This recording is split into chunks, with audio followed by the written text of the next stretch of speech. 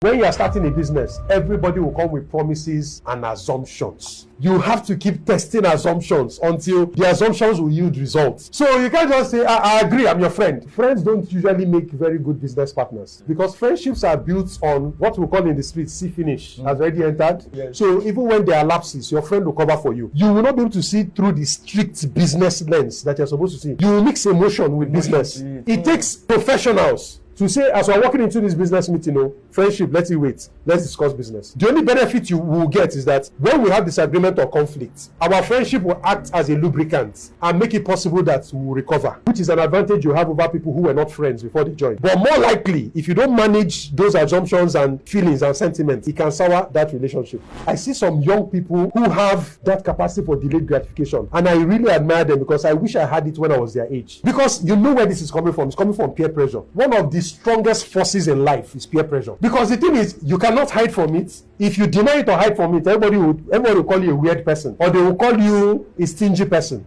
They'll give you a name. You will not belong. So no, there's nobody that doesn't want to belong. So in the course of belonging, we will do anything to belong. And happy is that man who is able to do what is required, even if people don't like him, or you do what is required. Because at the end of the day, when you deliver, there are still the same people who will be like, how did you do it? When you are running a business, you cannot afford to live by what people think of you. Because those same people that are, when that business crashes, they are still the same people who, you need to know what game you are in and play accordingly. So there are sometimes people will be like, but oh boy, you don't pass this car now, you don't pass this thing. It's nobody's business to tell you what you don't pass because we're not on the same lane. But many people who don't even have where they live drive very, very good cars. Why? It's because of what people will say. Oh, you drive a big boy. Oh, they are big boy, big boy. So at the end of the day, if you are living by those rules, you will end up leading your business to satisfy people who, many of them are not your customers. They are just fans. Who don't even care. Who don't care. And the moment you fall, they'll come for you. The thing about business is that the more you know, the better your decisions. The biggest killer of businesses generally is wrong assumptions and bad decisions. If you make the wrong assumption, whether you made it because you believe or whatever, if your assumption is wrong, that business will suffer. If, for example, you assumed that you are supposed to sell this product for 20,000 naira, you ended up not making any sale because the product turned out to be too expensive